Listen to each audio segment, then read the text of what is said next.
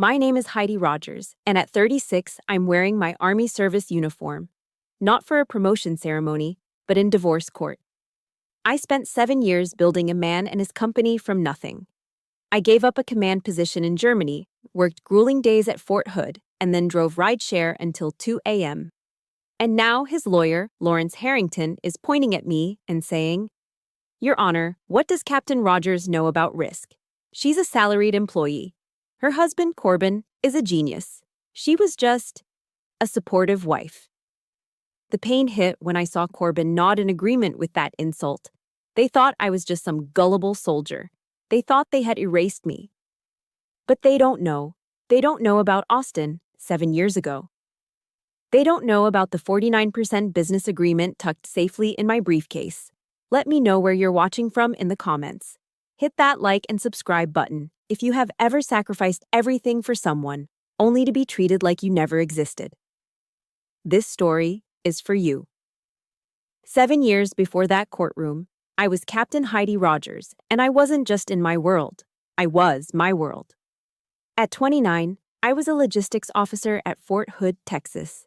My world was the smell of diesel fumes in the pre-dawn light, the precise snap of a salute, and the complex, beautiful dance of moving millions of dollars of assets from point A to point B yesterday.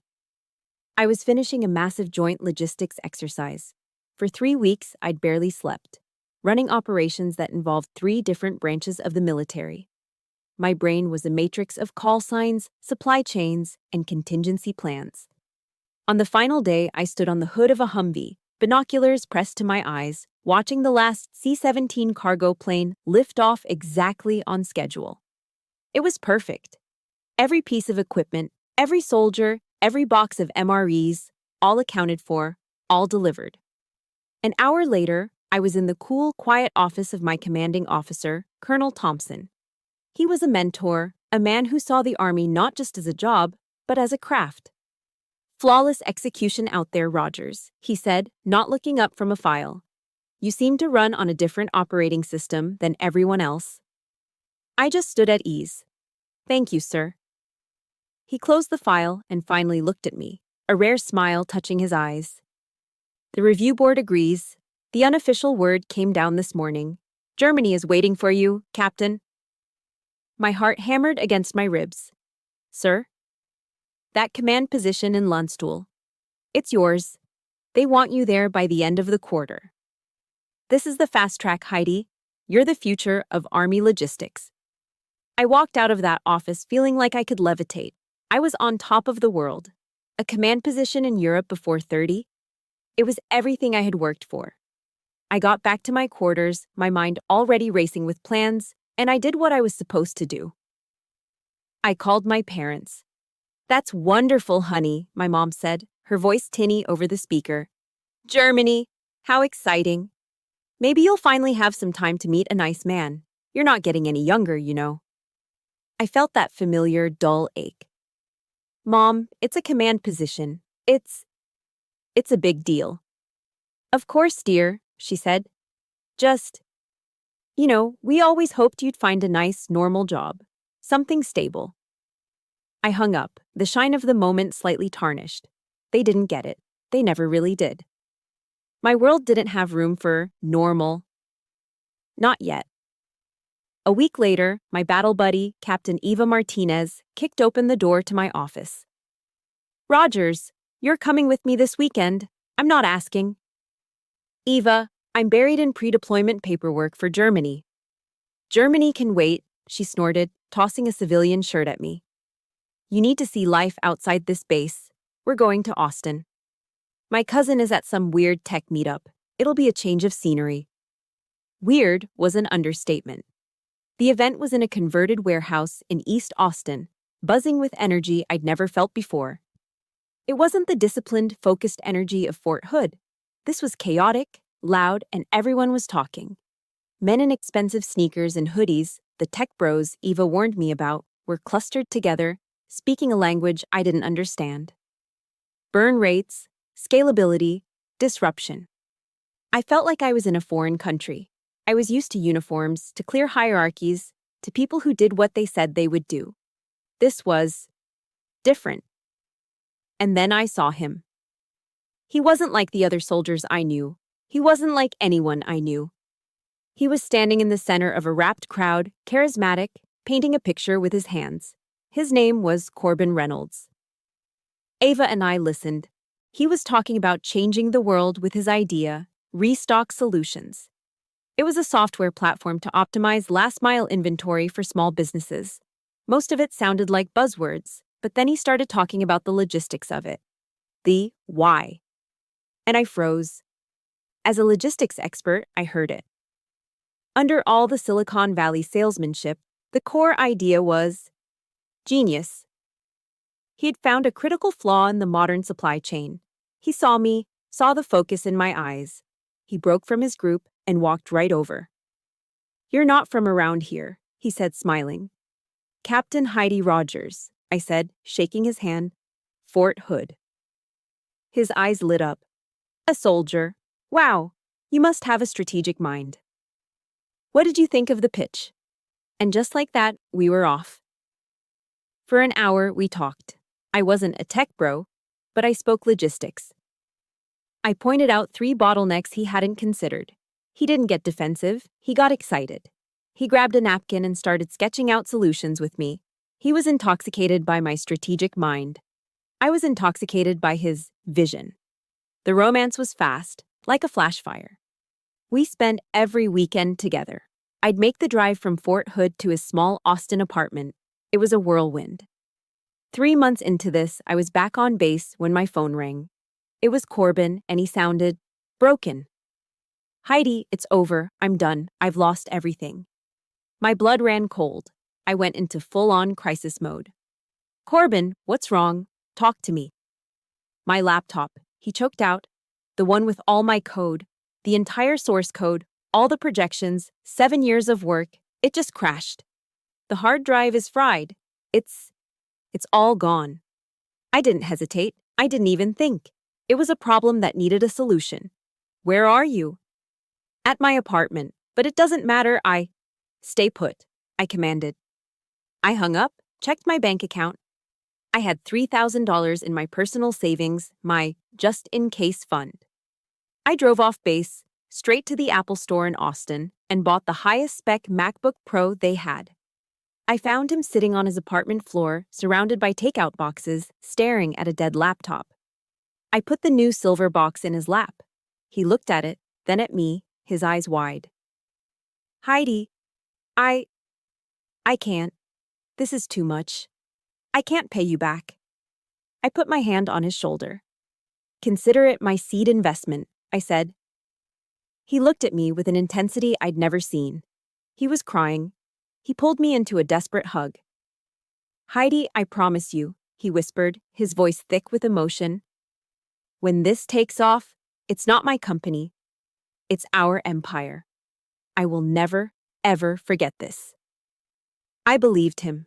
I believed every word. The official orders for Germany landed on my desk a month later. Thick, official manila envelope. U.S. Army orders, Oconus deployment. My dream, in my hands, my command. I drove to Austin that night, the orders on the passenger seat, vibrating with an excitement that was now mixed with a new, strange anxiety.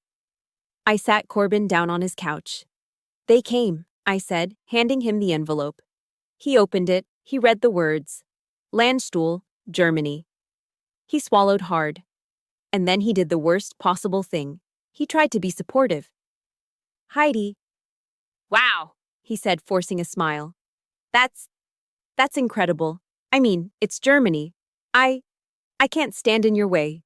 You've earned this." But his face just crumpled. He stood up and walked to the window, turning his back to me. His shoulders slumped. I could see his reflection in the dark glass. He looked devastated. "Corbin." He wiped his face, still not looking at me. I don't know what I'm going to do," he whispered, his voice cracking. "I'm just afraid. Without you here. Restock Solutions will just die. It'll just die." That sentence hit me harder than any physical blow. He wasn't giving me an ultimatum. He wasn't demanding I stay. He was just broken. He was telling me he couldn't do it without me.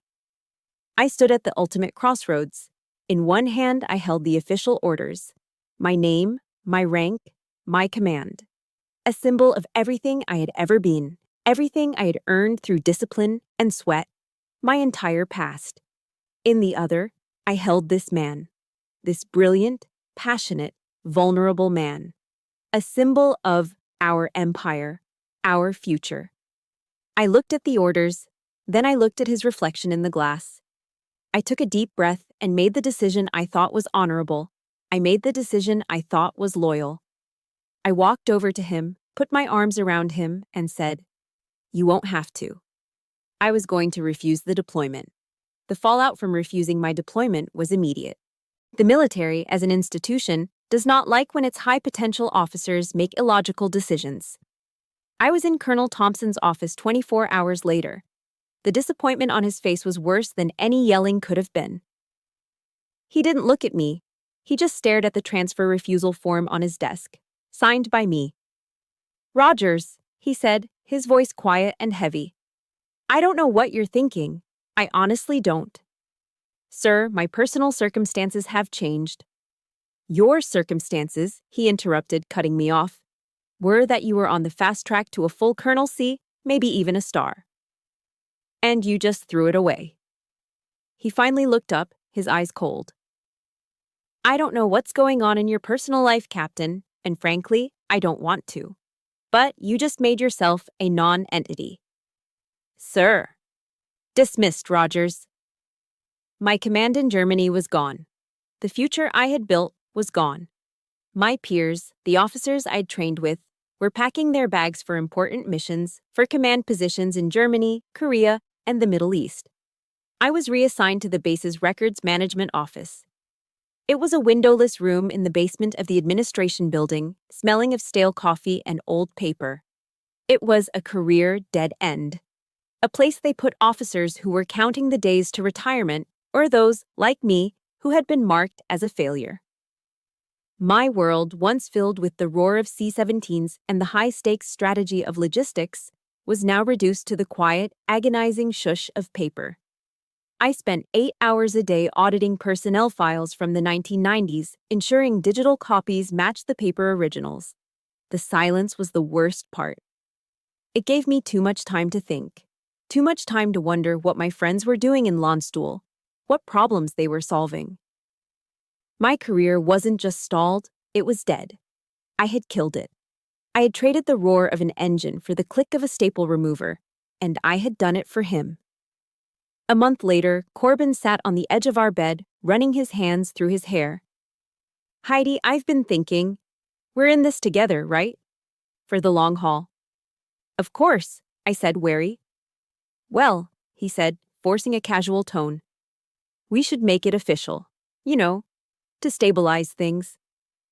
My investors, well, potential investors, they like stability. A married founder looks more reliable." It wasn't a proposal. It was a business suggestion. There was no ring. There was no bended knee. There was just a practical reason to stabilize his image for investors. And like a fool, I said yes. I told myself it was practical. I told myself the romance didn't matter, that our empire was what mattered. Our wedding took place on a Tuesday afternoon at the Travis County Courthouse in downtown Austin. It was an ugly, sterile building. The ceremony was performed in a small beige-walled office by a justice of the peace who looked bored. The lighting was fluorescent and unforgiving. There was no time to buy a dress. There was no money for a dress. I wore my Army service uniform. The dark blue jacket, the sharply pressed pants.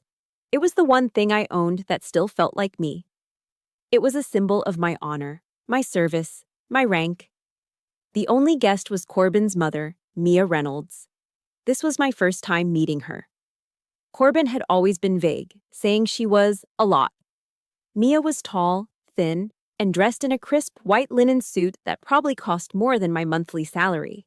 She radiated an aura of expensive perfume and casual disdain. She looked around the courthouse waiting area like she was afraid to touch anything. When I walked out of the clerk's office, ready for the ceremony, Mia looked me up and down. Her eyes lingered on my uniform, on the captain's bars on my shoulders, and her lips curled into a faint, dismissive smile. She leaned over to Corbin, loud enough for me to hear. "Son," she whispered, her voice a dry rasp. "I didn't think a uniform was appropriate for a wedding." She paused, then delivered the killing blow. "But then again, I suppose it suits your circumstances." A chill, sharper than any winter wind at Fort Hood, went straight down my spine. She was calling me poor. She was calling me low class. She was taking the one symbol of my identity and turning it into a mark of shame. I looked at Corbin, waiting for him to defend me, waiting for him to say anything. He just gave a nervous, high-pitched laugh. "Mom, come on, be nice, it's our wedding day." He patted my arm, as if I were a child who'd scraped her knee, and in that cold, fluorescent-lit hallway, I felt the second part of my life die. My career was dead, and now my identity was an insult. I had sacrificed everything for this man, and in his world, I was just a circumstance. The months that followed set the pattern for our lives. Corbin, now stabilized by his new wife, quit his day job. "I have to focus 100% on restock solutions, baby," he announced one night, as if it were a brilliant strategic move. "This is it. We're all in." He was all in. But I was the one paying for it. His savings, which were never very large, evaporated. My salary as a captain became our sole source of income. And it wasn't just our life, it was his business. My paycheck covered the rent on our one-bedroom apartment in Austin, a city that was getting more expensive by the day. It covered our car payments, it covered our groceries, and it covered Corbin. It paid for his laptop, it paid for the software subscriptions, it paid for his networking lunches, it paid for his endless cups of $7 artisan coffee, and, most painfully, it paid for his conference fees. "Heidi, I have to go to this tech summit in San Francisco," he'd say. "The connections are priceless."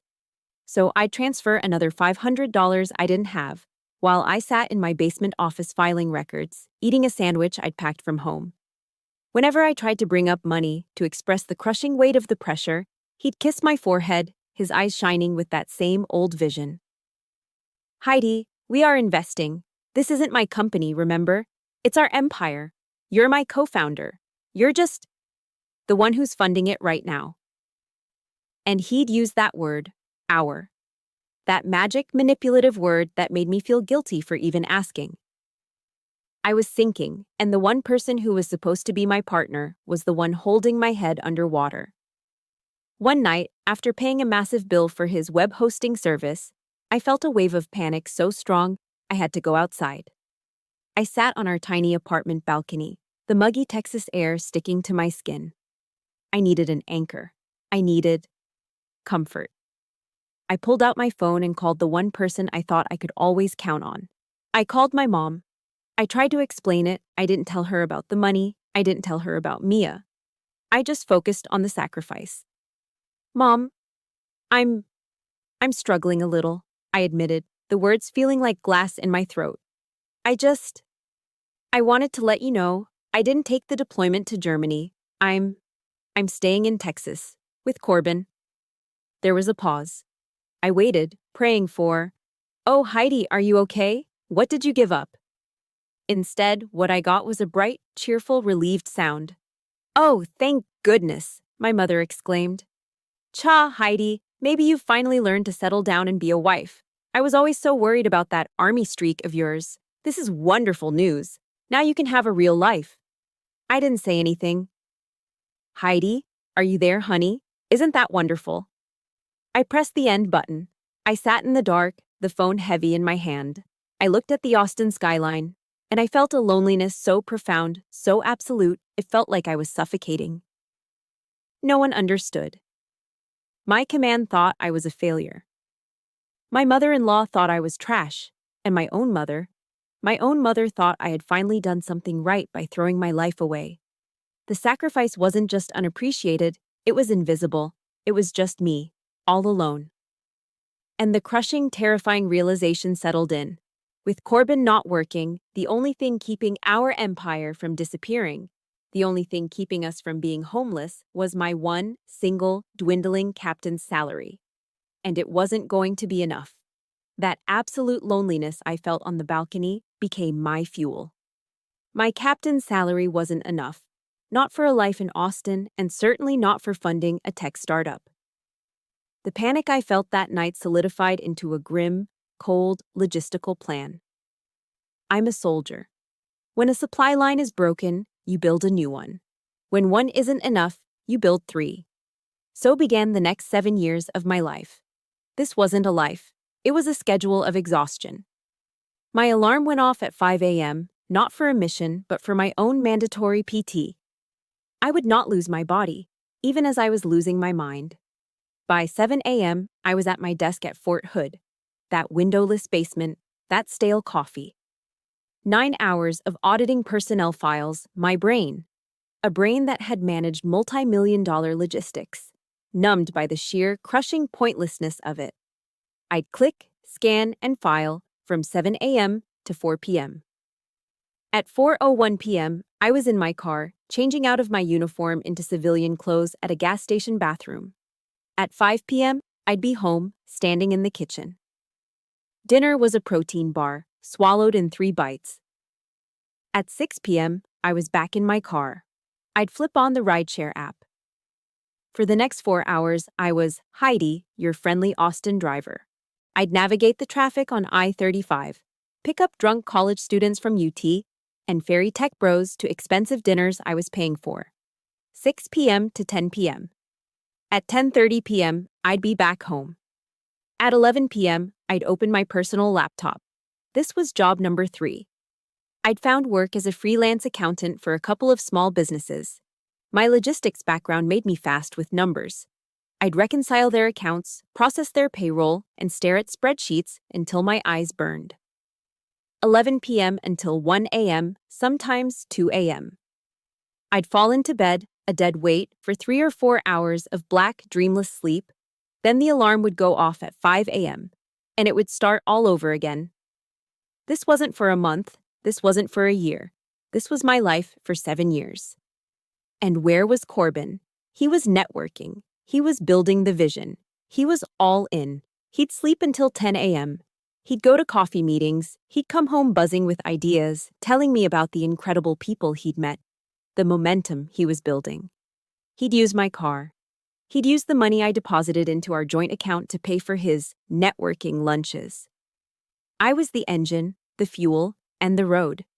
He was just the driver, telling me where to go. One night, I made a mistake. I let myself hope. It was the anniversary of the night we met. I was so exhausted I could feel my bones aching, but I wanted to do something normal. I wanted to feel like a wife, not a bank. I left Fort Hood, skipped the rideshare shift, and went to the grocery store. I bought ingredients for chicken piccata, the first real meal I'd cooked in. I couldn't remember. I dredged the chicken in flour. I seared it. I made a sauce with lemon, butter, and capers. The apartment, for the first time, smelled like a home. Corbin had promised he'd be home. 8 p.m. I set the table. 9 p.m. came. The chicken was getting dry. I put it in the oven on low. 10 p.m. The sauce was starting to break. 11 p.m. I was just sitting at the table, staring at the 2 plates. At midnight, my phone buzzed. A text from Corbin. "Sorry, babe. Got pinned down with important partners. This is huge. Don't wait up." I stood up, my back cracking. I walked into the cold kitchen, opened the oven, and pulled out the pan. I picked up a fork and ate a few bites of cold, rubbery chicken, standing over the sink. I felt so incredibly stupid. I washed the dishes, my heart feeling as cold and hard as the porcelain. I don't know why I did it. Maybe to punish myself. Maybe because the money from the freelance accounting was already spent. But I went back out. I got in my car. I turned on the rideshare app. I decided to take a few more rides, just to forget the ache in my chest. A heavy Texas rain started to fall, the kind that blurs the world into neon smears. I got a ping near 6th Street. 3 passengers. My car was clean. I was quiet. I was a good driver. That's all I was. The door pulled open, and three young men piled into my back seat, laughing, shaking off the rain, smelling of stale beer. The interior light flashed on, illuminating my face for just a second. One of them, the one directly behind me, went quiet. He stopped laughing. "Oh my God," he breathed. My blood turned to ice. I knew that voice. "Captain Rogers," he whispered, his voice full of a disbelief that cut me deeper than Mia's insults. Is that really you?" I froze. My hands locked onto the steering wheel at 10 and 2. I looked in the rearview mirror. It was Sergeant Miller. Not just any soldier, my Sergeant Miller. He had been my driver on that big exercise, the one that got me the Germany offer. He was sharp, motivated, and I had written him a stellar recommendation for officer candidate school. He was one of the best. And he was staring at the back of my head like he'd seen a ghost. The car fell into a horrible, dead silence. The only sound was the thwack, thwack, thwack of the windshield wipers. His two friends were looking back and forth, confused. "Miller," I said, my voice coming out strained and unfamiliar. "Good to see you. Where are you guys headed?" He told me their address, his voice flat with shock. The rest of the ride, 10 minutes, was the worst 10 minutes of my entire life. I could feel his eyes on me. I wasn't a captain. I wasn't a leader. I was just a tired woman in a Toyota Camry, driving drunk soldiers home for $12. As they got out, Miller paused, his hand on the door. He looked at me, and his eyes, they weren't angry. They weren't disappointed. They were full of pity. That was the worst. That was the absolute violation. He got out. I heard him whisper to his friends as they walked away, his voice carrying in the rain. That was my CO, he said, his voice thick with confusion. She was one of the best. Was. It's a terrible feeling, isn't it? Being pitied. If you've ever felt that gut-wrenching moment of being looked down on by someone who used to look up to you, hit that like button for Heidi. And comment below with one word for Sergeant Miller's face in that moment. Was it shock or pity? That was the moment something broke. A few weeks later was our honeymoon, or that's what Corbin called it. Restock Solutions had gotten a tiny seed funding check, and it paid for them to attend the SSW South by Southwest Tech Conference. Corbin was in his element. He was a minor celebrity, walking the floor of the convention center, networking, shaking hands, drinking at the free bars. I was just there. I felt like a piece of luggage he had to drag around. I wasn't a tech wife. I wasn't an innovator. I was just Captain Rogers, the woman who didn't fit, standing in the corner of loud parties. That night, we were in the hotel room he had expensed. Corbin was passed out on the bed, fully clothed, snoring and reeking of expensive whiskey. I went into the bathroom. I looked at myself in the harsh, bright light of the vanity mirror. I looked old. I had dark circles under my eyes that no amount of concealer could hide. My skin was dull, my hair was thin. And then, I saw it. I saw Sergeant Miller's face again, reflected in that mirror. I saw that look of pity. I had given up my career. I was working 3 jobs. I was exhausted. I was old, and my identity had been so thoroughly erased that a man who used to respect me pitied me. I realized I had bet everything. My career, my body, my youth, my honor. I had bet it all on Corbin. A cold, sharp, terrifying fear shot through me. It was worse than the exhaustion, worse than the pity. What if he was a bad bet? That cold, sharp fear in the hotel bathroom was something I recognized. It was the same adrenaline spike I'd felt during high-stakes training exercises, the moment before a simulated ambush, the moment you realize the plan has failed and you are exposed. And in the military, when you're exposed, you don't panic. You act. The next morning, Corbin was still dead to the world, buried under the hotel pillows, snoring off the whiskey. The sun was barely up. I was showered, dressed, and my mind was a steel trap. The humiliation from Sergeant Miller, the pity, the fear, it all coalesced into a single, clear objective. I needed a contingency plan. I sat on the hotel balcony, the cool Austin morning air doing nothing to calm the tremor in my hands. I opened my laptop. I wasn't just a wife. I wasn't a rideshare driver. I was Captain Heidi Rogers, U.S. Army Logistics.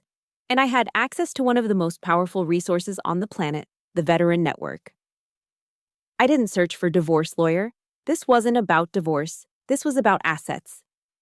I searched for Austin's top corporate litigators, veteran. One name dominated the results, Marilyn Chin. The reviews were terrifying. A shark. Relentless. Doesn't stop until she wins. And then, the bio. Marilyn Chin served 12 years in the U.S. Marine Corps, retiring as a major from the JAG Corps. A Marine. Perfect.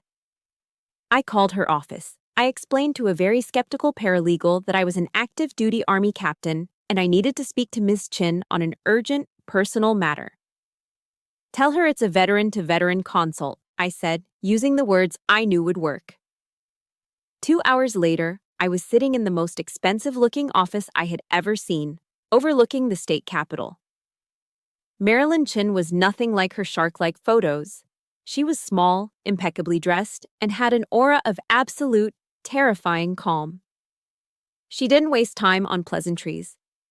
"Captain Rogers," she said, her voice quiet, "you have 30 minutes. Talk." I laid it all out. The refusal of my deployment, the desk job, the 3 jobs, the 7 a.m. to 2 a.m. days, the protein bar dinners, the rideshare humiliation, the our empire manipulation. She listened without a single flicker of emotion, her hands steepled on her desk. When I finished, I was breathing hard, ashamed. I expected her to lecture me. Instead, she nodded slowly. "I understand discipline, Captain," she said, her voice softening just a fraction. "And I understand how this civilian world, how it eats people like us alive. We are trained for loyalty, for honor. They are not." She leaned forward. "Let me be clear. You are 100% funding a high-risk startup in which you have zero equity. That is not a marriage, Captain. That is catastrophic financial stupidity. We will fix it." "He won't sign a postnup," I said, my voice shaking. "He'd see it as a betrayal." Marilyn almost smiled. "A postnup? God, no. A postnup is about divorce. A postnup implies you expect it to fail." She tapped her pen on a legal pad. "You are not a worried wife. You are a founding partner. You are the lead investor. What you are owed is an alimony, it's equity. Sweat equity." That word. Sweat equity. The term Corbin used so loosely was now a legal weapon. "What you need," she continued, "is a business agreement. A simple, clear-cut document that outlines your role as a co-founder and your capital contribution." This was my campaign. Marilyn was my strategist. "He's at SXSW, I said. "He's drinking, he's networking, he's..." "Arrogant," she finished. "Perfect. He's distractible." "We will draft this today. It will not mention divorce. It will be dry, boring, and full of corporate language. It will state, in no uncertain terms, that in recognition of your past and ongoing financial contributions and your strategic logistical support..." "I get 49%, I said. "You get 49%, she confirmed.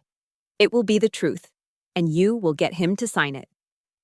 That night, I executed the plan. I returned to the hotel room. The document, printed and nestled in a crisp, professional folder, felt like a bomb in my handbag. My heart was a drum against my ribs.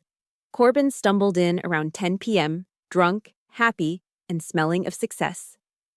"Heidi, baby!" he yelled, grabbing me and spinning me around. "I killed it. I absolutely killed it. The VC guys, they're practically begging to invest. We're going to be rich, Heidi. Rich." He was on top of the world. He was invincible. And he was distracted. My hands were shaking so hard I could barely open the folder. That's amazing, Corbin," I said, my voice sounding thin.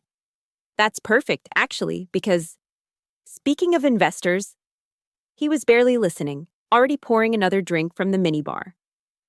"One of the new investors' lawyers," I said, reciting the lie Marilyn and I had rehearsed, "sent over some procedural papers. Something about formalizing the corporate structure. They need your signature. I held my breath. He didn't even look up. Ugh, lawyers, right? Always killing the buzz. He grabbed the folder from me, flipped impatiently to the last page, and scrawled his name across the signature line. He didn't read a single word. There, he said, tossing the folder on the bed. He raised his glass. To us, baby. To our empire. To us, I whispered, my stomach churning. The moment he stepped into the bathroom to shower, I moved. My military training kicked in. I snatched the document. I checked the signature. It was legal. I slid the folder into a hidden compartment in my laptop bag, zipped it shut, and shoved the bag deep into the hotel closet. The all clear. The objective was complete. I should have felt relief. I should have felt smart. Instead, I sat on the edge of the bed and felt the most profound, crushing wave of guilt I have ever experienced in my life. I was a U.S. Army captain. My entire identity was built on a code of honor, loyalty, integrity. And I had just lied. I had deceived the man I loved. I had used his trust, his arrogance, and his drunkenness against him. I felt dirty. I went into the bathroom, turned on the shower to cover the sound, and I sat on the cold tile floor and cried. I cried for the woman I used to be, the one who believed in honor, the one who saw the best in people. I told myself it was just a contingency plan, a piece of paper I would never use. I promised myself that as soon as Corbin's company took off, as soon as our empire was real and we were safe, I would take that piece of paper to a shredder. I would tear it into 1,000 pieces. I hoped to God I would never, ever need to use it. That secret document sat in my bank's safe deposit box, untouched, for all those years. I let myself feel guilty about it for a while, and then I just forgot. The grind was too intense. The 5 a.m. alarms, the 2 a.m. bedtimes, the endless spreadsheets, and the weekend rideshare shifts all blurred into one 7-year-long day. Then, in the 7th year, the text message came. I was at my desk in the Fort Hood basement, auditing a file, when my phone buzzed. It was from Corbin. We got it, $8 million. We're in. I stared at the screen. I didn't understand. I read it again. $8 million. I stood up from my chair, my legs shaking. I walked to the women's restroom, locked myself in a stall, and I sat down. And I cried. I cried for 7 years of exhaustion.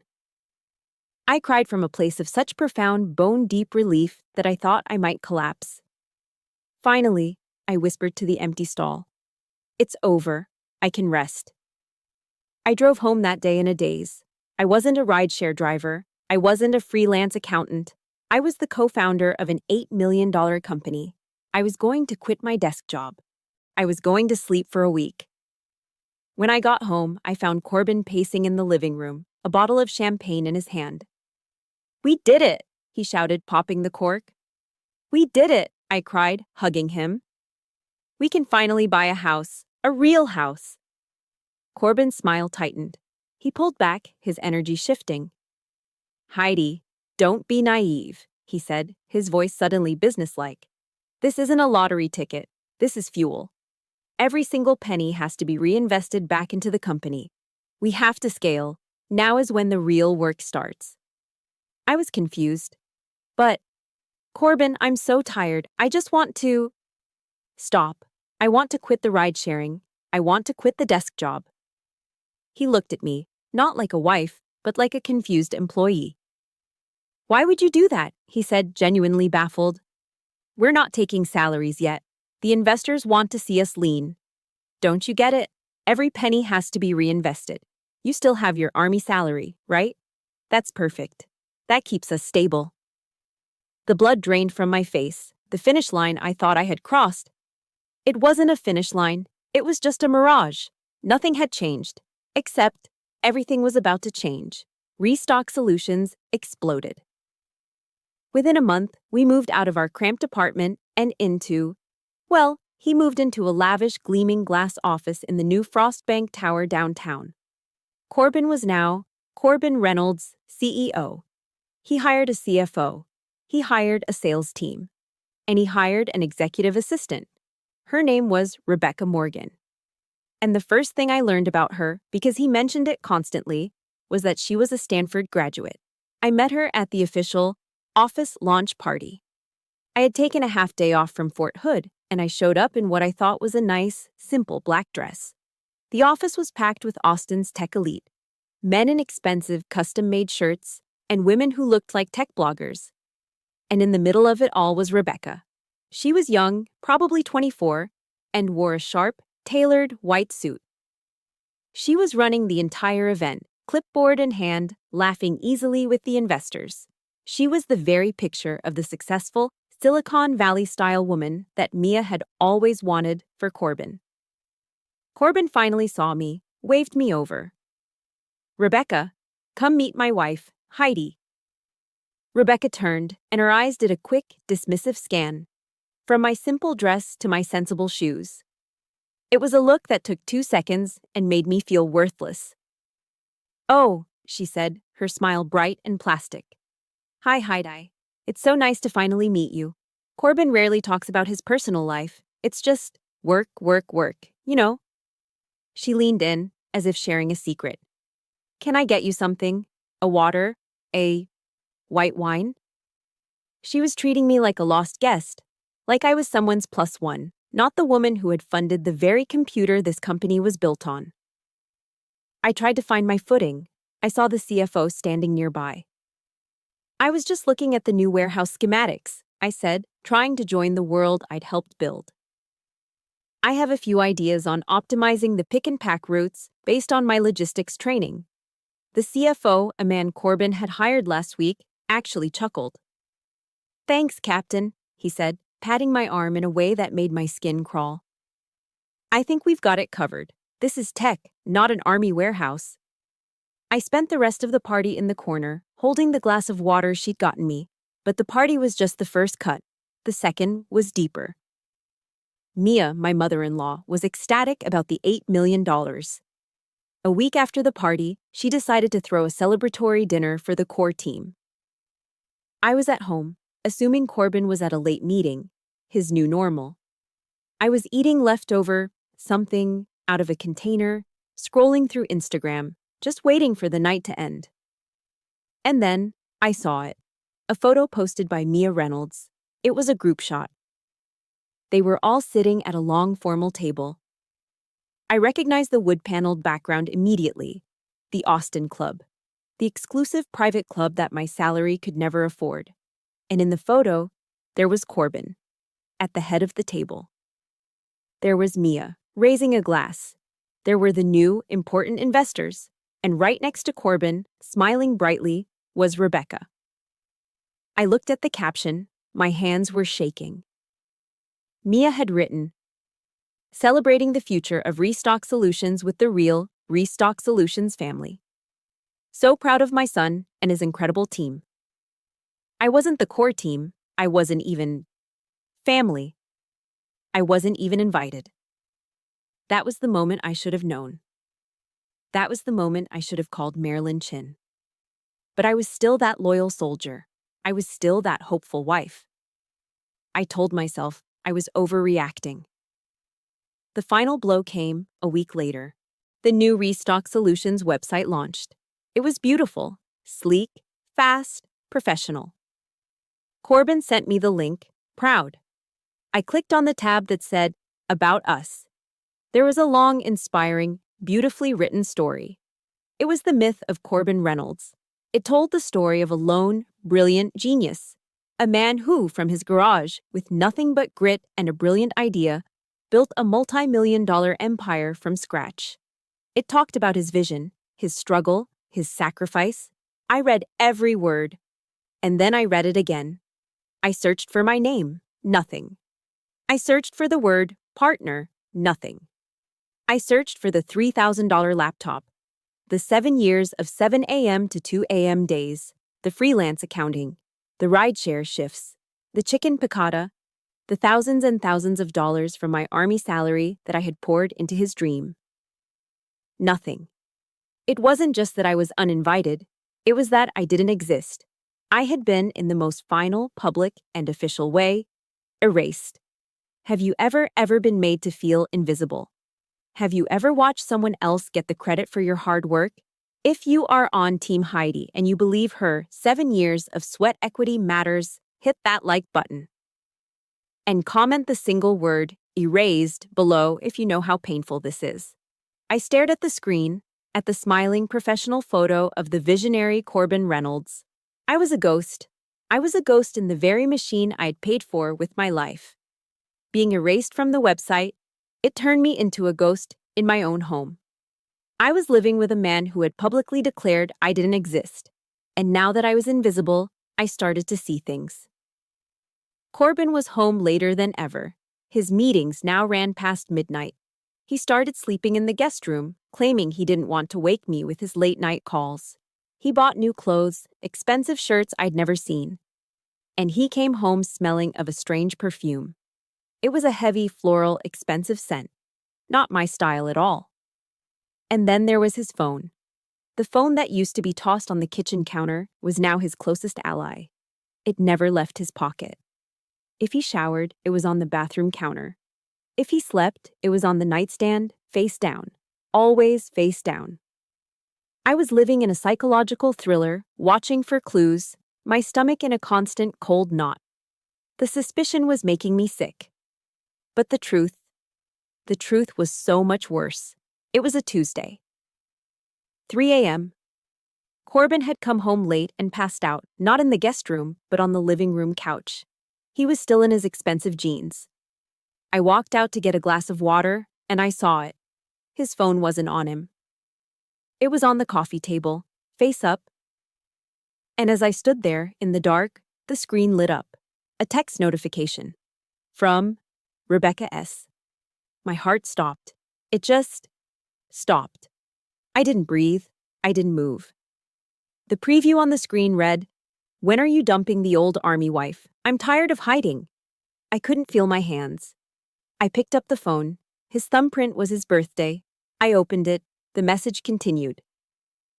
"I'm tired of hiding, Corbin. She's irrelevant. You said it yourself." My vision blurred. I scrolled up. I scrolled and I scrolled and I scrolled. It wasn't weeks. It was months. Months of them in hotels. Months of them laughing about me. Photos. Inside jokes. Rebecca. Does she still think she's a co-founder? That's so sad. Corbin. It's complicated, babe. She's delicate. Rebecca. I'm not delicate. I'm just bored. Handle it. And then I saw the message that broke me. The one that shattered the last microscopic piece of my soul. Corbin's reply to her, "Soon. I just have to move the last of the money. She served her purpose." She served her purpose. Purpose? I wasn't a wife. I wasn't a partner. I was a purpose. I was a bridge he'd built with my money and my body and my 7 years of sweat, and now that he was safely on the other side, he was ready to burn me. The nausea I felt was acidic. I dropped the phone on the couch as if it were on fire. The woman who felt that pain. She wanted to crawl into a hole and die. But the captain, the intel officer, she was awake. The next day, I didn't cry. I didn't yell. I went to my desk at Fort Hood, and from that basement, I started to dig. It's amazing what you can find when you have the discipline of an intel officer and the rage of a woman scorned. He wasn't just cheating, he was preparing. He was arrogant. He used his own name. I found the public records. He had leased a new private apartment, not just any apartment, a penthouse, at The Independent, that insane Jenga-looking luxury tower in downtown Austin. I looked at the dates. He'd been paying the $15,000 a month rent for 3 months, all while I was still driving ride shares and worrying about our grocery bills. He had already moved his money. He had already built his new life. I was just the last piece of trash to be taken out. I went home that night. I found him in the kitchen, casually drinking a craft beer, looking at his new, glorious life on his laptop. I didn't speak. I just walked up to him, and, with a flick of my wrist, I slapped him across the face. The sound was sharp. A loud pop that echoed in the silence of the apartment we'd shared. My hand stung, vibrating with 7 years of rage. Corbin just stood there. He didn't yell. He didn't even look surprised. He slowly raised a hand to his cheek, where a red print was already forming. He looked at me, and his eyes were completely, terrifyingly cold. He wasn't the man I'd met. He wasn't even the man on the website. He was a stranger. "You're becoming boring, Heidi," he said, his voice flat. "So predictable." "The independent, Corbin?" I whispered, my voice shaking. "A penthouse?" He actually sighed, like I was the inconvenience. "So you know," he said. He shut his laptop. "Good. That makes this easier." We're done," he said. "Look at you, Heidi. You're just stuck. You're always talking about honor and discipline and duty. You're an army mule. You don't fit in my world anymore." He motioned toward his new, shiny life. "Rebecca? She gets it. She's fast. She understands me. You're just baggage." "Baggage?" I screamed. "I paid for all of this." "You invested," he corrected me, his voice like ice. "And it was a good investment. But your term is over. We're done." He walked past me, went into the guest room, and started packing a bag. He moved into the Independent that night. The next 2 weeks were a blur of gray. The silence in the apartment was a living thing. I went to work. I came home. I stared at the wall. I was numb. I was waiting. Then, it happened. I was at my desk in the basement. My colleagues, other soldiers, were all around me, doing their own pointless work. A man in a cheap-looking suit walked into the office. He looked out of place. "I'm looking for Captain Heidi Rogers," he said, loud enough for everyone to hear. My head snapped up. My colleagues turned. They were all staring. I raised my hand, my body cold. "I'm Captain Rogers." He walked over to my desk. He didn't smile. He pulled a thick envelope of papers from his satchel. "You've been served," he said, dropping the papers on my desk. In front of everyone, in front of my peers, my colleagues, my subordinates. In the one place I had any shred of dignity left. He turned and walked out. The office was silent. I could feel 20 pairs of eyes on me. I grabbed the envelope, my hands shaking so badly I could barely hold it. I stood up, walked to the women's restroom on legs made of jelly, and locked myself in the stall. Divorce papers. I ripped them open. My eyes scanned the legal jargon. And then I saw it. The settlement. He was offering...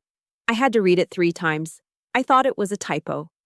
$50,000. $50,000. It wasn't a settlement. It was a tip. It was a pity payment. It was what he paid for 3 months of rent at his new penthouse. It was his final valuation of my 7 years, my 3 jobs, my honor, my body, my entire life. $50,000. The nausea I'd felt in the living room came roaring back. I leaned over the toilet and I dry heaved. I retched and gagged, but nothing came up. Because there was nothing left. I was empty. I don't know how I got home from Fort Hood that day.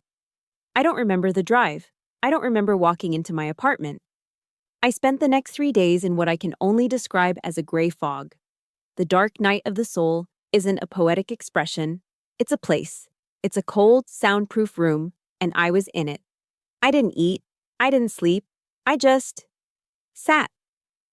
I sat on the couch in the silent, empty apartment, still in my uniform from the day I was served. I stared at the wall. The $50,000 wasn't an insult. It was an execution. It was Corbin's final declaration that my 7 years of life, my career, my body, my purpose, was worth a down payment on a luxury car. Everything I had ever believed in had proven to be a lie. I looked at the awards on my bookshelf. I looked at my Army Commendation Medal. I looked at the Meritorious Service Medal.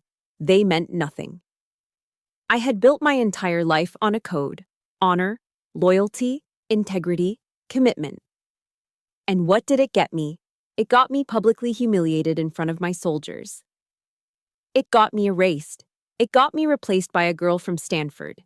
It got me a $50,000 pity check. My loyalty wasn't a virtue. It was a fatal flaw. My honor wasn't a strength. It was a weakness that he had exploited from the day he met me. I had sacrificed my entire career for a con artist.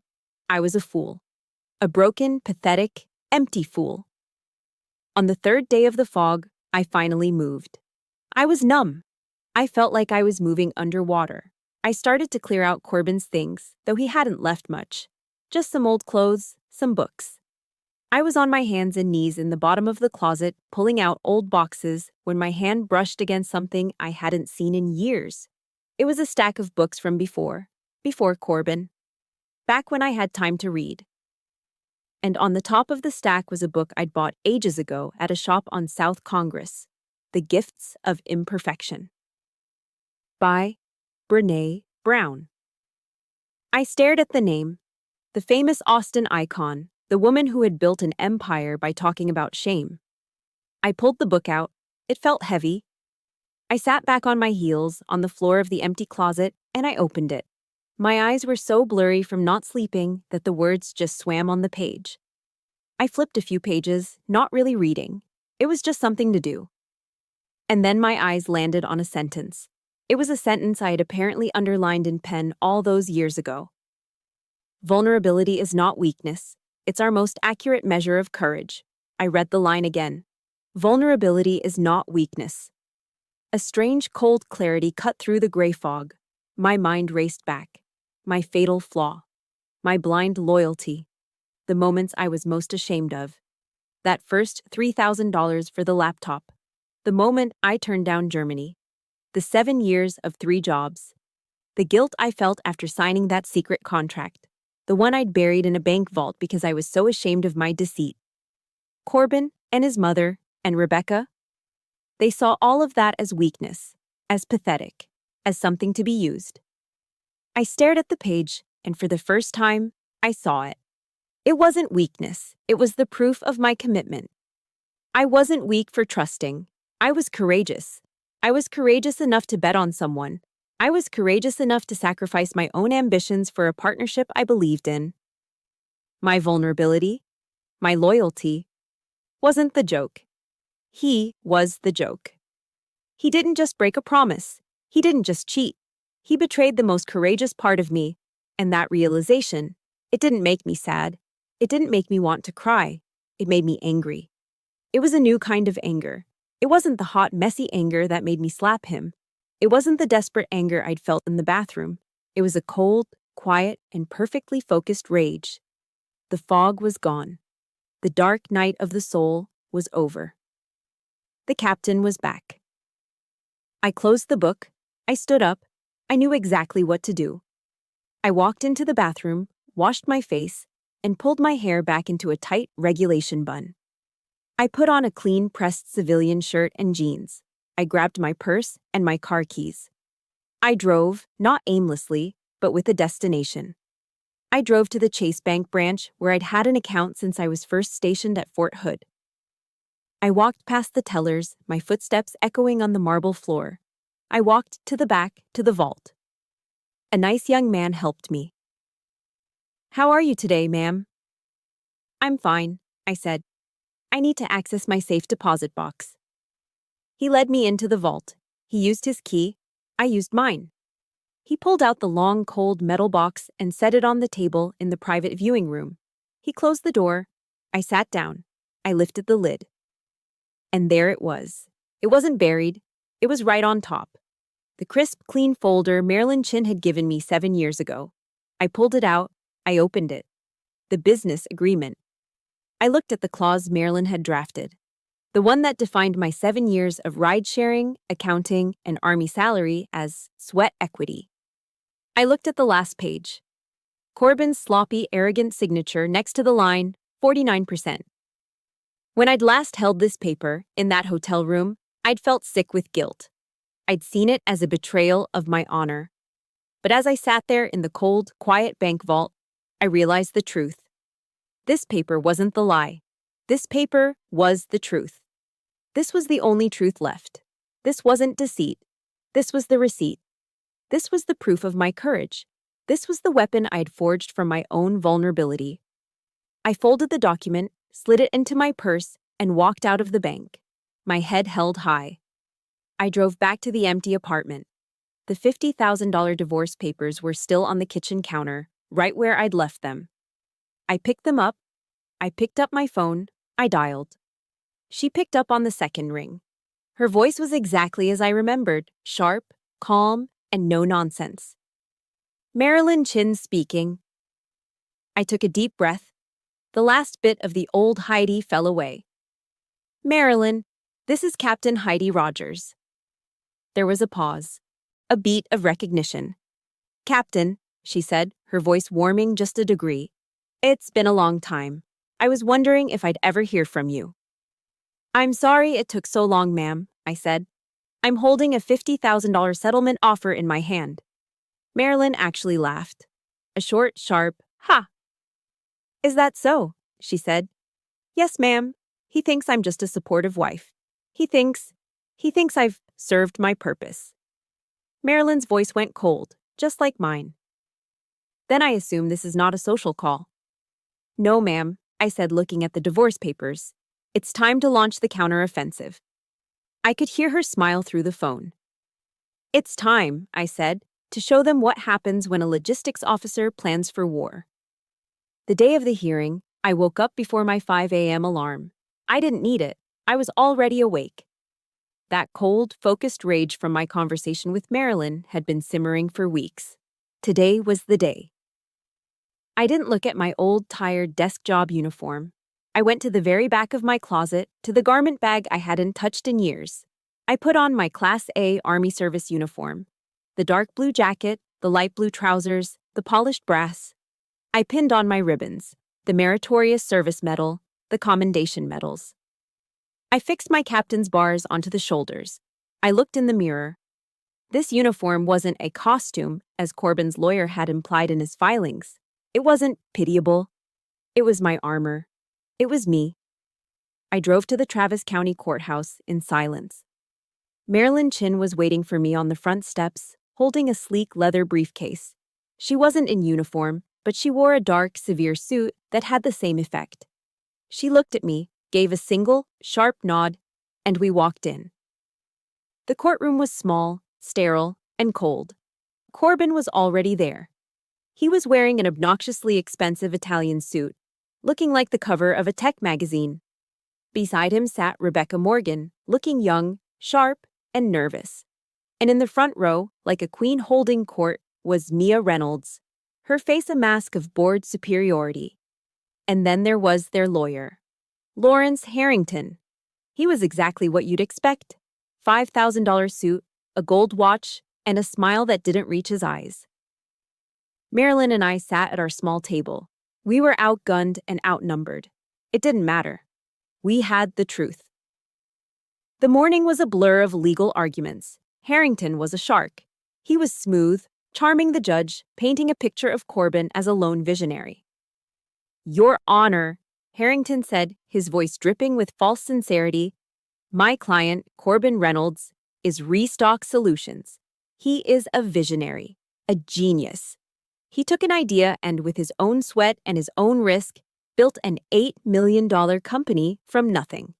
He then turned, slowly, to look at me. He pointed. And what of Captain Rogers? A fine soldier, I'm sure. But what does a soldier know of risk? What does a salaried government employee know about the terrifying sleepless nights of the private sector? She had a pension. She had health care. She had a guaranteed paycheck. He walked towards me, his voice low and condescending. Her entire career is based on following orders. We are here to talk about building a business, Your Honor. Not following a manual. Captain Rogers was a supportive wife, but a partner, a founder. The claim is, frankly, insulting to the real entrepreneurs of this city. My blood was boiling. I felt my hands clench into fists under the table. I felt the heat rise in my face. This was the attack from my nightmare. He was using my service as an insult. I looked at Mia. She was nodding, a smug little smile on her lips. This was their story, the narrative they had built. I was just the dumb, loyal, military mule. Then it was Corbin's turn to testify. He took the stand, swore the oath, and transformed. He became the brilliant, wounded, misunderstood genius. Mr. Reynolds, Harrington asked, Did your wife, Captain Rogers, ever contribute to the strategy of restock solutions? Corbin let out a small, sad-sounding sigh.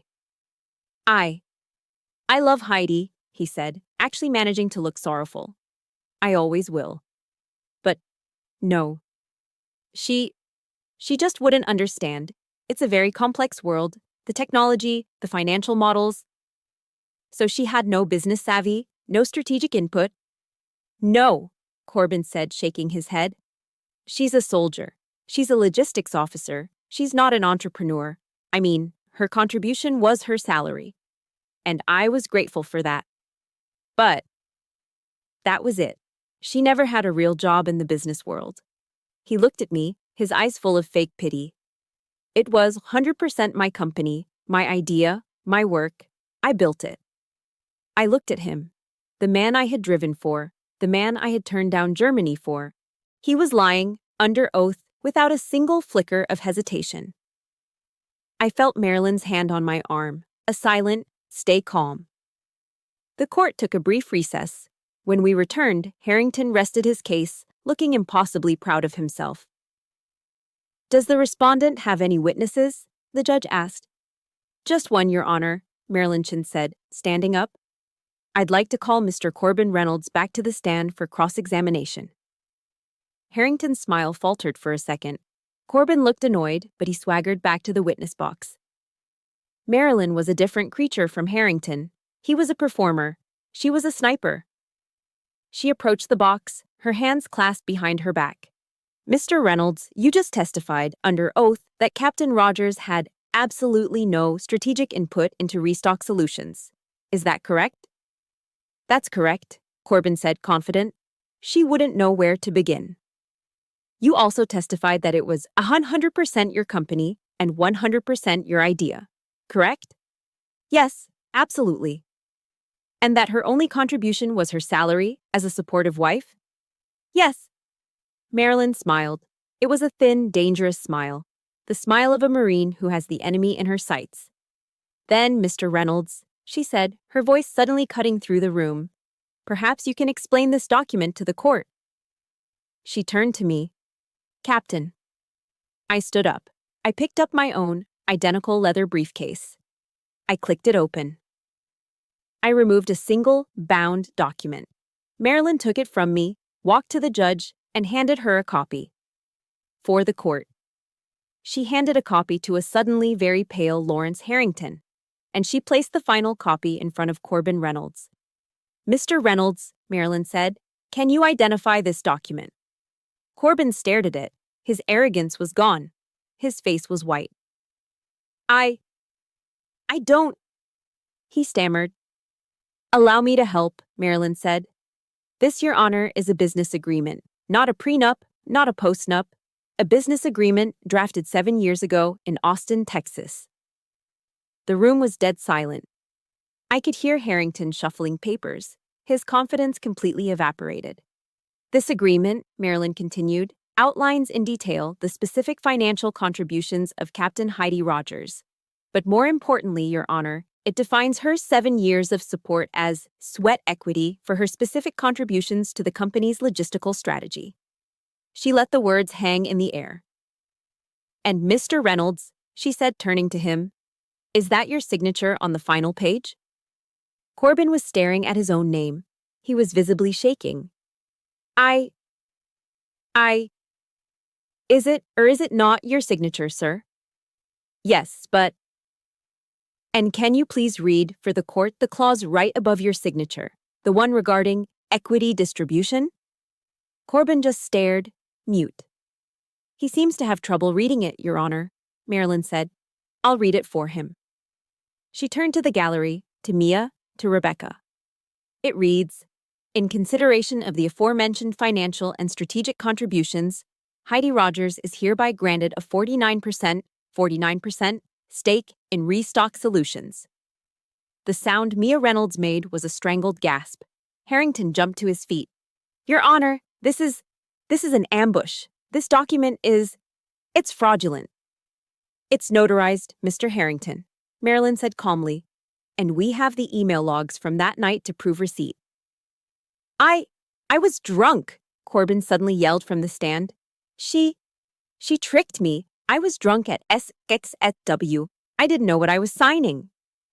Marilyn Chin just looked at him. She let his pathetic excuse echo in the silent, stunned courtroom. Then she turned back to the judge. Your Honor, she said, the respondent rests. Corbin's pathetic excuse, I was drunk, hung in the air for what felt like an eternity. Lawrence Harrington, his face pale and slick with sweat, was already trying to motion for a mistrial, an appeal, anything. But it was too late. The bomb had gone off. Judge Eleanor Mackenzie, the woman they had tried to charm, looked down at Corbin from the bench. Her face was pure granite. She didn't even give Harrington the courtesy of a full response. She just raised her hand. That is enough, Mr. Harrington. I have heard the testimony. I have reviewed the evidence presented by both sides. This court will recess for 1 hour, after which I will deliver my judgment. She struck the gavel, and the room exploded. Corbin was still sitting in the witness box, looking like a ghost. Rebecca had run out of the courtroom, pushing past reporters. And Mia Reynolds. She was screaming at Harrington, her face a mask of purple rage. Captain, Marilyn said, her voice calm in the chaos. Let's get some air. We walked out to a private hallway. The adrenaline from the showdown was fading, and my legs suddenly felt like they weighed 1,000 pounds. I leaned against the wall, the exhaustion of 7 years hitting me all at once. You did it, Captain, Marilyn said, allowing herself a small, satisfied smile. You held the line. You did it, Marilyn, I said. My voice was hoarse. We did, she corrected. Now stay sharp. The battle's won, but we still have to secure the field. An hour later, we were back in our seats. The room was packed. The press had smelled blood. Judge Mackenzie entered. The room fell silent. She put on her glasses and looked directly at Corbin. Mr. Reynolds, she began, this court finds your testimony to be inconsistent, evasive, and in several key areas, utterly lacking in credibility. She then turned to the document. The defense's claim that this business agreement is fraudulent or invalid due to intoxication is, to put it mildly, absurd. This is a clear, concise, and notarized contract between two business partners. It is valid. It is binding. I let out a breath I didn't even know I was holding. Then the judge did something I didn't expect. She took off her glasses and looked at me. Her expression was no longer just judicial. It was something human. Furthermore, she said, her voice sharp, this court finds the defendant's attempts to diminish and degrade the service and sacrifice of a United States Army officer to be reprehensible. Harrington sank a little lower in his chair. Mia Reynolds looked like she had been slapped. The plaintiff's military service, the judge continued, and the values of honor and commitment she clearly upholds are not weaknesses. In this case, they were the very foundation of the sweat equity that built this company. She put her glasses back on. The judgment is final. This court rules in favor of the plaintiff, Heidi Rogers. She is hereby affirmed as the legal owner of 49% of Restock Solutions, effective immediately. The defendant's offer of $50,000 is dismissed with the contempt it deserves. This court is adjourned.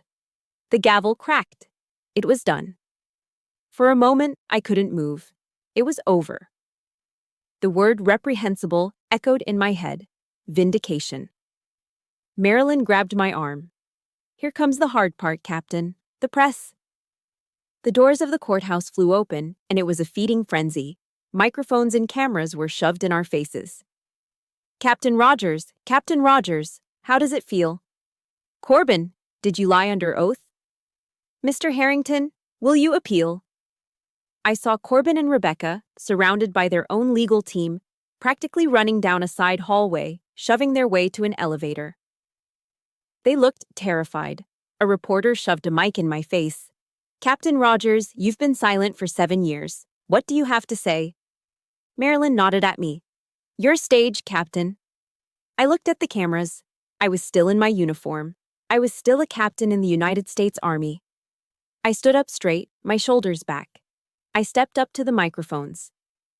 For the past 7 years, I said, my voice clear and strong, I have lived by the code I was taught in the Army: integrity, honor, and commitment. I paused, letting the words sink in. This case was not just about money, it was about those principles. This judgment confirms that any partnership, whether in business or in life, must be built on that foundation. I am grateful to the court for recognizing the truth. "What's next for you and Restock Solutions?" another reporter shouted. "I expect Restock Solutions," I said, looking directly into the main camera, "to begin demonstrating those values in its future operations." It was a warning, and then I saw her. Pushing through the reporters like a wild animal, her face twisted in a snarl. "You!" Mia Reynolds shrieked, lunging towards me. "You bitch!" The cameras all swung to her. Security guards immediately moved in, but she got close enough to spit her venom. "You ruined him! You ruined my son! You gold-digging bitch!" The old Heidi would have shrunk. The old Heidi would have been intimidated, ashamed, and desperate for her approval. That Heidi was gone. I stood my ground. I didn't flinch. I just looked at her, my face as calm and cold as the judge's. "You're wrong, Mia," I said, my voice low and cutting. "You did this. You did this when you taught your son that loyalty had no value. You did this when you taught him that partnership was something to be discarded." She was speechless, her mouth open. "I won today because of the values I learned. He lost because of the values you taught." I stared her down for one more second. Then I gave my final order. "Now, get out of my way." The security guards finally grabbed her arms. She was still screaming as they pulled her back. Marilyn and I walked, not ran, through the crowd. We got into the elevator and the doors slid shut, sealing off the noise. It was just me and her. I finally sagged against the wall, the adrenaline gone, leaving only exhaustion. "You were magnificent, Captain," she said. "Now what?" I whispered. "Now," Marilyn said, pressing the button for the lobby, "we negotiate the terms of their surrender." The buyout negotiation was scheduled for the next day in Marilyn's high-rise office. Corbin showed up. He looked terrible. No Italian suit, no genius aura. He just looked small. He sat down across from me and Marilyn. He tried one last time. He looked at me, his eyes pleading. "Heidi, please. We were us. Don't do this. We can fix this. Think about everything we had." Before I could even speak, Marilyn Chin cut him off. She slid a single piece of paper across the table. "Mr. Reynolds," she said, her voice like ice. "Captain Rogers is not here to discuss us. She's here to discuss the buyout of her 49% stake. This is the number." Corbin looked down at the paper. His eyes went wide. The number was astronomical. It was 49% of the full $8 million valuation, plus damages, plus interest. This is impossible," he whispered. "This will ruin me. This will liquidate everything."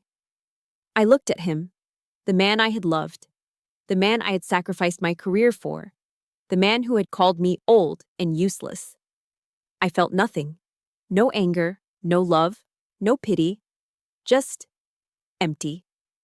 "This is not a negotiation, Corbin," I said, my first and only words to him. "This is the price. You have 48 hours to have your new investors wire the funds, or we start proceedings to liquidate the company's assets. We are done." He stared at me, finally understanding.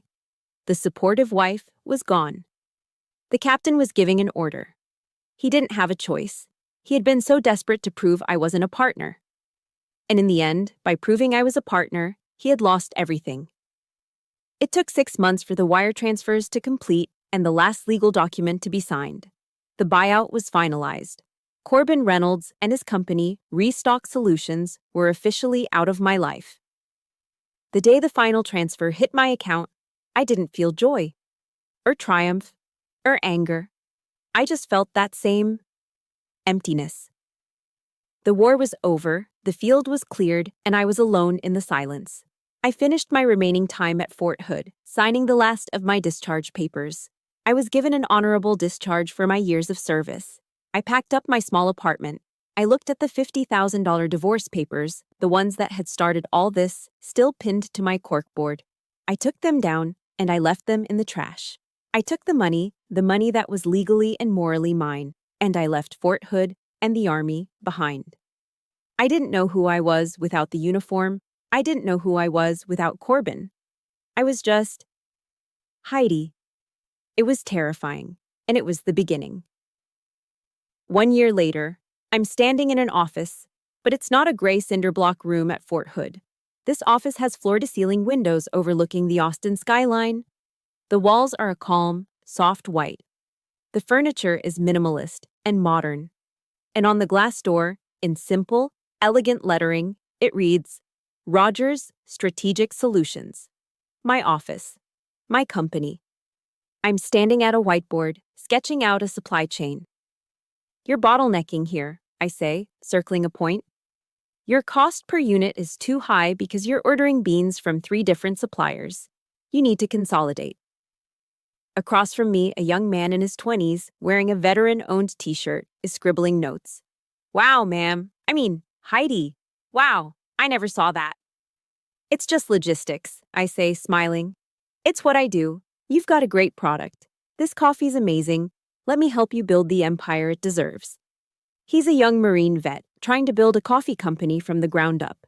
He reminds me of the good parts of the dream, the passion, the vision. He's my 3rd client this month, all veteran-owned startups. I'm not just a logistics officer anymore. I'm a consultant. I'm a mentor. I am, for the first time in my life, completely, fully, and peacefully in command. My assistant buzzes in. Heidi, your copy of Forbes is here. I thank her, and she places the magazine on my desk. I had forgotten it was coming out this week. I sit down in my leather chair, the one I paid for, and I look at the cover. It's their annual Veterans in Business issue. I flip to page 54. And there I am. It's a picture of me, not in uniform, but in a sharp blue blazer, standing right here in this office. The headline reads, The Captain's Strategy: How Heidi Rogers Turned Sweat Equity into a New Empire. The article tells my story. It doesn't paint me as a victim. It doesn't mention the affairs or the lies. It paints me as a strategist. It talks about the 7-year plan. It talks about the 49% agreement. It talks about how I identified a flaw, created a contingency plan, and executed it. It calls me one of the sharpest new minds in venture strategy. I read the words, and I finally accept them. It wasn't weakness, it wasn't blind loyalty, it was courage. And it was, in the end, a hell of a strategy. My sacrifice wasn't a mistake, it was just a much, much longer seed investment than I had planned on. But the new office, the Forbes article, it still felt like something was missing. The why. I knew what I had to do. I took a portion of the settlement, a large portion, and I made a call. A few weeks later, I'm driving back to Fort Hood. For the first time, I'm not driving a rideshare.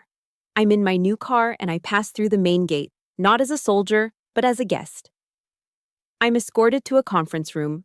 Waiting for me is a board of officers, and at the head of the table is Colonel Thompson, my old mentor, the one who had been so disappointed when I turned down Germany.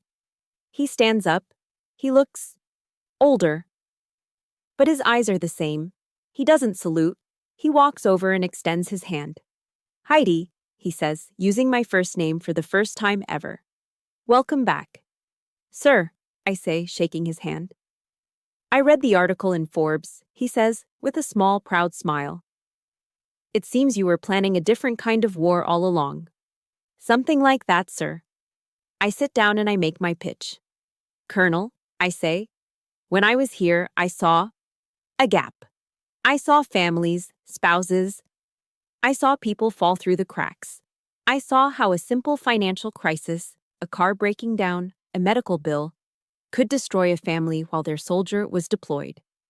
I slide a folder across the table. I want to establish a new fund. I'm pledging the seed money. It's called the Military Spouse Support Fund. It's a rapid disbursement fund, no red tape, to help military spouses who are in financial distress, to help them pay for that car repair, or that laptop for school, or that plane ticket to go home. I look him in the eyes. So no one has to make a desperate choice. So no one feels the kind of financial desperation that I did. The room is silent. Colonel Thompson looks at the proposal. He looks at the check. He closes the folder and stands up. He comes over, puts his hand on my shoulder. "Welcome home, Rogers," he says, his voice thick. "You were always one of our best." And that's the moment it all heals. The career killer desk job, the shame, the disappointment. It's gone. I've turned my pain into a purpose. My wound has become my legacy. I'm back in my office in Austin a week later. I'm finishing the logistics plan for the coffee company. My assistant knocks. "Heidi, a delivery for you." She brings in a small bouquet of flowers. Not extravagant, not roses, just simple, white flowers. "Who are they from?" I ask. "The card just has a C on it," she says. My blood doesn't run cold. My heart doesn't hammer. It doesn't do anything. She places them on my desk. I look at them. I pick up the small white card. It's written in his familiar, arrogant handwriting. "Congratulations. You deserve it." C. I hold the card. I think about the man who wrote it, the man I drove rideshare for, the man who called me useless, the man who tried to buy my life for $50,000. I don't feel anger. I don't feel hate. I don't feel sadness. I don't even feel forgiveness. I feel nothing. I am completely, totally, and absolutely empty of him. He's just a name from a previous life, a file from a closed case. I turn in my chair. I hold the small card over the shredder. I let it go. I listen to the quiet, mechanical zzz as the machine does its work, turning his final words into meaningless strips of paper. I turn back to my computer. I pull up the logistics chart for the coffee company, and a small, real smile touches my lips. I am free, and I am just getting started. Thank you for listening. My story wasn't just about winning in court. It was about finding my worth when everyone tried to erase it. I had to learn to stop looking for validation and build my own dawn. If this story resonated with you, if you've ever had to fight to be seen, I see you. Please comment "worthy" below if you believe in turning pain into purpose. It means the world to know I'm not alone. And please like this video and subscribe for more stories of resilience and justice. You are not alone.